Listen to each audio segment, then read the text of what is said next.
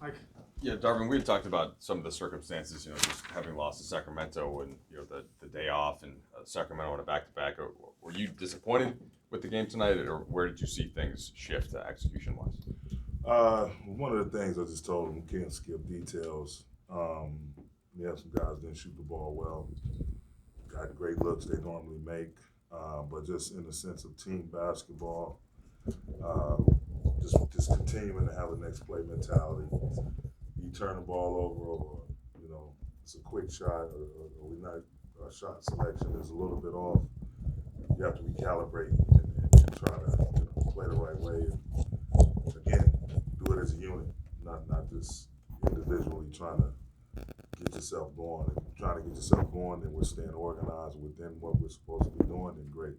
But we can't skip the details, just the normal habits defensively, starting with transition defense, making sure we get in position. Turnovers got a little bit best of us in the second half. I have to go back and watch the game, obviously, but just, again, the details, you're in their building, they're rocking and rolling. They put themselves in a position to come in with a lot of energy the way they played Milwaukee yesterday. So couldn't rely on them to be fatigued. And with us just, imposing our will consistent, giving multiple efforts in that next play mentality. We've been doing a phenomenal job against some really good ball clubs in those two areas, giving multiple efforts, doing the little things, and having a next play mentality, good, bad, and indifferent, no matter what happens on the basketball floor.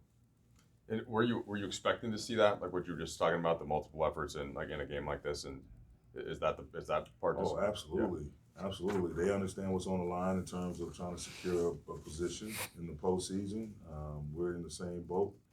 And they're playing like a hungry ball club. We've been playing like an extremely hungry ball club. But you're gonna have nights where things don't go your way. Shots don't go in. You have to find other ways to impact the game. But again, without looking at the film, just feel like it's a lot of little things that we didn't do as a unit. Coach Ham, you just mentioned the turnovers. You guys had 14 turnovers, but the Kings had 11 steals. What did you see anything in that as far as the ball handling? You got to do things at rhythm. You got to. We talk about running habits, our pace, setting good screens, touching the ball with the paint, and passing on time on target. It's as simple as that. If you hold it for 2, 3, 4 extra seconds, or take 2, 3, 4 extra dribbles, now you're just increasing not accuracy, but you're just proving or allowing the defense to be that much more dictative, if that makes sense. So it gives more time. The slower you play, or you're not getting in and out of actions. That just a team like that plays with so much energy on both sides of the ball, you got to make the right play when it's right there in front of you. It's simple. It's just doing your work early. LeBron, AD, and D'Lo, I think, combined to start the game 8 for 32.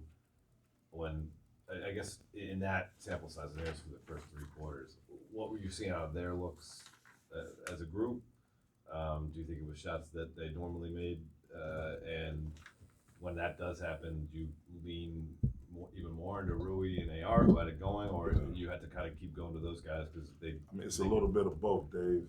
Like, it's a little bit of both. You got one guy that's, both of those guys are first ballot Hall of Famers. So, obviously Rui and AR did have it going. You try to call their number. You try to get D'Lo going. D'Lo's been, tearing it up over the last month and a half, 2 months, whatever it is. Then you have Bron and AD, who, definitely you want them to be in the thick of things and get in touch, just because not only do they score, they play make, and they draw a lot of double teams and triple teams. So it's just a little bit of all of that, man. And again, we'll go back. We've been doing a great job of bouncing back from some devastating losses and getting this bad feeling and bad taste out of our mouth, and we'll do the same. We'll do the same with this game. Extract what we can from it, learn from it, and get ready for the Warriors on Saturday. Darvin, you talked about pregame mixing up coverages, and you guys did that tonight with some switching and playing up to touch and 2-3 zone and stuff. Felt like the initial wave was kind of successful, and then the backline rotations were where the breakdowns were, and that's where they'd get the open threes. What did you see within that? Obviously, not having rewatched the film yet, but just kind of the way that they got some of their 19 threes. Well, we load to the ball, we shift to the ball, and again, keep saying it, multiple efforts. Once you may have to stop 3 or 4 actions with this team, and increasingly more and more and more teams are playing this style of basketball. So, something happens, you plug in one leak, and there's another one, you just got to keep going. It's not going to be an exact science. I wish I could tell Mike Brown, please come down to this, to when you play offense, just let us know what you're going to run it so we can, stop it and not have to, give second and third efforts. But that's not the case. So you got to be ready for a little bit of everything. It's not always going to be perfect, but you still got to pour energy and effort into what you're doing. And just, again, refocus and not leave your teammates hanging. You got to, AD goes to block a shot, we got to have somebody there gathering the rebound. Brown runs somebody off the three-point line, Lowe does something, AR, Rui, whoever it is, they're making efforts to get guys under control. We got to make sure we have each other's back. And again, we've been doing a phenomenal job of that. So we just got to get back to it, just one little step backwards that we'll learn from and extract the good and look at the bad and try not to be as bad at the bad and even better at the good. Two for you. What did you think of the physicality Sabonis played with against AD, and how does he need to respond to that? And then with LeBron, I mean, you mentioned turnovers. I think he had 3 in the third quarter, including a couple right away. How big were those, do you think, in terms of just kind of you guys not getting into the kind of rhythm you want to be in? I mean, I'll deal with the second question first. You have turnovers, they thrive off stuff like that. They get runouts, they get dunks, they get threes, open threes. You're playing catch up. When it's live ball turnovers, it's that's a hard thing to deal with. And then just the physicality. That's just who Domantas is. That's just who he is, man. That's just how he plays. And so, and I know is not so much him being frustrated with the physicality of that matchup as it is him wishing he had a bunch of those shots back. The shots that, again, he normally makes. And for whatever reason, guys have nights like that where, you're getting good looks and I saw a bunch of them rim out. And you just got to fight that frustration, man. You got to fight that frustration, try to refocus and make the next one, again, a next play mentality. But, they're a hell of a team. Tip your cap to them. We'll, again, go back and watch the film and see where we can get better, both individually, all of us, coaches, players, how we can all get better from this experience. Coach, you've been 0 for 4 against them this season, and if I remember correctly, 8 losses out of the last 9 games against them. What is it that makes it so hard for you guys to win against Sacramento? They're a team that plays fast. They're a team that has a lot of shooting. They're a team that got guys that they think they're top 5, number 2 to be exact, in passes per possession in the half court. So their style is built off ball movement, and the ball very rarely sticks. And then when they do need a bucket, you got 3 different guys that can generate that, from Fox, Monk, Sabonis, even Kegan Murray. Tonight, Harrison Barnes at the hot end. He threw in 7 threes. So, and then when you add that,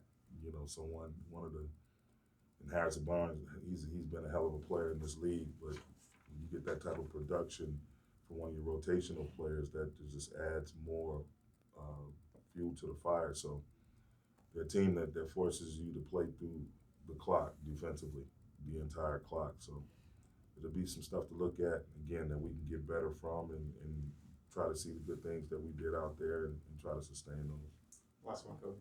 Going back to AD and the physicality of Sabonis, how much do you see the physicality I guess he's taking defensively impact maybe he's able to give offensively in terms of saying, some of those shots that usually would make aren't going in, but do you see like a relationship between those two things? I don't want to, belittle Sabonis. He's a hell of a player, but I've seen him make those shots plenty of times, and I think he's physical, but you have bad shooting nights. I mean, just like look, Low wasn't hitting the marks that he usually hits. He wasn't there tonight, but I mean, the kid's a hell of a player. But I know who I'm coaching too. This guy's a hell of a player as well, first ballot Hall of Famer. So he'll bounce back, I'm sure. Thanks, Coach.